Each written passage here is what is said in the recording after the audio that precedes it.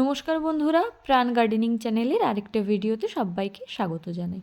বন্ধুরা, এরকম একটা উইনকার লিকলিকে গাছ আমি সেপ্টেম্বর নাগাদ এনে প্রতিস্থাপন করেছিলাম। একদম বিনা কেয়ারে জানুয়ারি পর্যন্ত গাছের এই অবস্থা। বেশিরভাগ গাছেই আমার বীজ হয়ে গেছে। কিন্তু আজকে আমি আলোচনা করব, ইদানিং আমি সোশ্যাল মিডিয়ায় উইনকার বেশ কিছু প্রবলেম অনেকের পোস্টে দেখতে পাচ্ছি, সেই নিয়ে অনেকের কোয়ারিজ আছে। তো আমারও সেরকম গাছের ওই কিছু প্রবলেম এবং তার সলিউশন নিয়ে আজকে কথা বলবো। বন্ধুরা, আমার এই গাছটার পাতা দেখো কেমন পুড়ে পুড়ে গেছে বলে বোধ হচ্ছে। গাছের আমার গ্রোথও খুব একটা ভালো নেই। তো এর কারণ হচ্ছে গাছের মাটিতে জল জমছে। যাদের মনে হবে ভিনকা গাছের পাতা পুড়ে যাচ্ছে এবং গাছের অবস্থা খুব একটা ভালো নেই, অলমোস্ট এই রকম অবস্থা আছে, এর কিন্তু one of the basic reason হবে টবের গোড়ায় জল জমছে। এটা আমাদের খুব ভালো করে খেয়াল করতে হবে। আমি কিন্তু 1 সপ্তাহের বেশি গাছে জল দিইনি, কিন্তু তারপরেও আমার টবের মাটি ভেজা আছে। বিশেষত শীতকাল এবং বর্ষাকালে এই প্রবলেমটা খুব বেশি পরিমাণে দেখা যায়। তো সেক্ষেত্রে আমাদের সিনসিয়ার থাকতে হবে। এই জিনিসটা আর একটা কারণে হতে পারে, সেটা হচ্ছে অধিক মাত্রায় সার প্রয়োগ। অধিক মাত্রায় যদি সার প্রয়োগ করা হয়, সেক্ষেত্রে আমাদের কি করতে হবে না, রাসায়নিক সার প্রয়োগ করলে আমরা কিন্তু চেষ্টা করব গাছটাকে যদি ইমিডিয়েট রিপোর্ট করা যায় পুরনো মাটি বাদ দিয়ে, তাহলে কিন্তু আমরা রিপোর্ট করে দেবো। আদারওয়াইজ এমনভাবে জল দেবো যাতে কিন্তু জলটা বারবার ওভারফ্লো হয়ে টবের ড্রেনেজ দিয়ে বেরিয়ে যায়, যাতে করে কিন্তু সারটা ওই জলের সাথে ধুয়ে বেরিয়ে যায়। সেদিকে আমাদের খুব সিনসিয়ারলি লক্ষ্য রাখতে হবে। আর কোনোভাবেই শীতকালে বৃষ্টি হোক বা বর্ষাকালের বৃষ্টি হোক, বিদেশি নয়নতারা গাছকে আমরা কোনোভাবেই বর্ষাতে রাখবো না। বর্ষার জল পেলে কিন্তু এটাতে ফাঙ্গাস অ্যাটাক হবে এবং গাছটা নষ্ট হয়ে যাবে। তো যাদের গাছ এই রকম একটা অবস্থায় চলে অলরেডি এসেছে, তারা কিন্তু একটা ভালো মানের ফাঙ্গিসাইড 1 লিটার জলে 2 গ্রাম করে গুলে গাছে ভালো করে উইকলি একবার করে স্প্রে করবে। সেটা ব্যাভিস্টিন হতে পারে, স্প্রিন্ট হতে পারে, ম্যানসার হতে পারে বাংলাদেশি বন্ধুদের জন্য, আমাদের ভারতীয় বন্ধুদের জন্য M45 হতে পারে। M45 সম্ভবত বাংলাদেশেও পাওয়া যায়। তো তোমরা কিন্তু স্প্রে করবে এবং যখন দেখবে যে গাছের গোড়ার মাটি একদম শুকিয়ে গেছে, তখন কিন্তু ওই ফাঙ্গিসাইড গোলা জলটাও গাছের গোড়ায় দেবে। বিদেশি নয়নতারার ক্ষেত্রে ফাঙ্গাসের বিষয়টা আমাদের কিন্তু খুব ভালো করে নজর রাখতে হবে। নাম্বার 2, আমি কিন্তু আজকে ভিনকার কাটিং করব, সেটা আমি তোমাদের দেখাবো। এবং কাটিংয়ের অন্যতম কারণ হলো, গাছগুলো আনার পর আমি একদম হাতে সময় পাইনি, তাই হাতের কাছে যে ধরনের মাটি রেডি অবস্থায় পেয়েছিলাম সেই অবস্থাতেই বসিয়ে দিয়েছি। অ্যাজ ওয়াই আমার গাছের কিন্তু খুব ভালো গ্রোথ হয়নি, আমি অলমোস্ট কেয়ারও করিনি। এই গাছটার এই সময় উচিত ছিল টব ভরে বুশি হওয়ার এবং তারপর ফুল দেওয়া। আমার গাছটা কিন্তু অতটা বুশ হয়নি এবং বেশিরভাগ ব্রাঞ্চে কিন্তু বীজ চলে এসছে।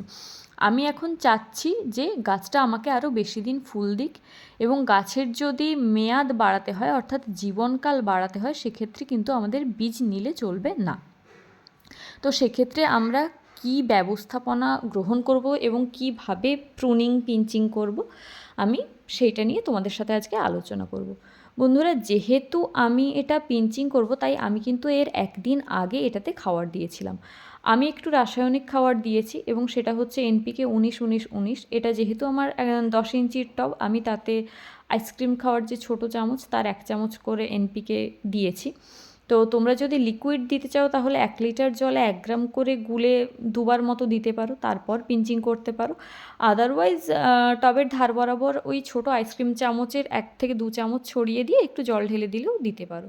যারা জৈব পদ্ধতি অবলম্বন করবে, তারা একবার খোল জল দিয়ে দিও এবং যেদিন পিঞ্চিং করবে তার আগের দিন একটু গ্রোথ হরমোন স্প্রে করে দিও। সেটা মিরাকুলান হতে পারে বা ফ্লোরা জাতীয় কোনো হরমোন হতে পারে।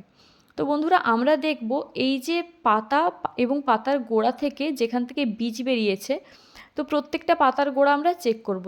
যে পাতার গোড়ায় লাস্ট বীজ দেখতে পাবো, আমরা কিন্তু ওই পাতার নিচ থেকে কেটে ফেলবো, যেটা আমি এইটার ক্ষেত্রে কাটলাম। সেক্ষেত্রে আমরা দেখব না যে এই ব্রাঞ্চে কতগুলো কুঁড়ি আছে এবং কুঁড়ি কতগুলো ফুটবে। বন্ধুরা, এই ব্রাঞ্চটা, এই যে ওপরের পাতার এখানটায় বীজ আছে এবং নিচের পাতাটারও ওপরে কিন্তু আমার বীজ আছে।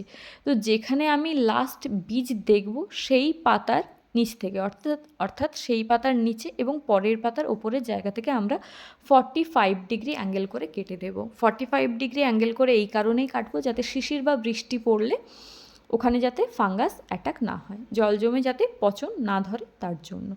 তো এইভাবে আমরা কিন্তু গাছের কাটিং করব। এইভাবে কাটিং করে আমরা যদি খাওয়ার দিয়ে গাছটাকে ঠিকঠাক ট্রিটমেন্ট করতে পারি তাহলে কিন্তু গাছটা বুশি হবে এবং অনেক দিন ফুল দেবে। বন্ধুরা, এই আমি মেথডটা এর আগে অ্যাপ্লাই করেছিলাম এবং তাতে করে আমি একটা বিদেশি ভিনকাকে 3 বছর জুড়ে গাছ ভরে ফুল নিয়েছিলাম, মানে ও আমাকে ফুল দিয়েছিল এইভাবে।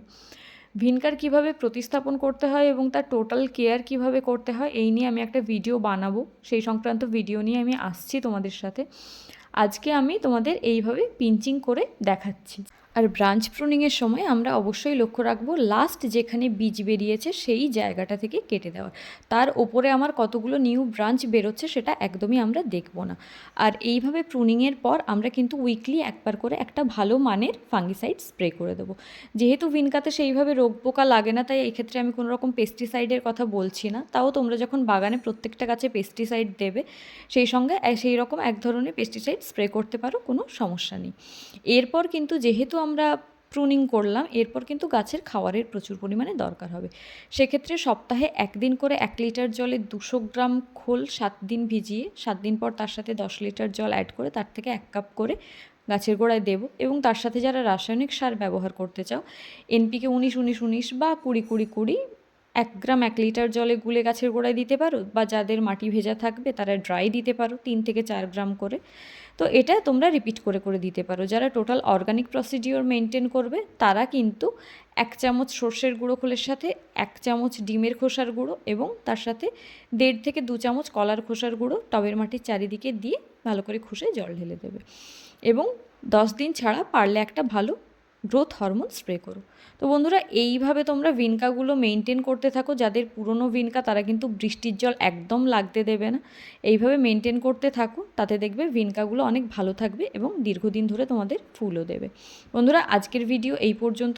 ভিডিওটা কেমন লাগলো তা কমেন্ট করে জানিও। কোনো কোয়ারিজ থাকলে তাও জানিও। তোমার বাগানি বন্ধুদের সাথে শেয়ার করো আর অবশ্যই লাইক করো আর চ্যানেলটা সাবস্ক্রাইব করে প্রাণ গার্ডেনিংয়ের সাথে থেকো। আসছি অন্য একটা ভিডিও নিয়ে। নমস্কার।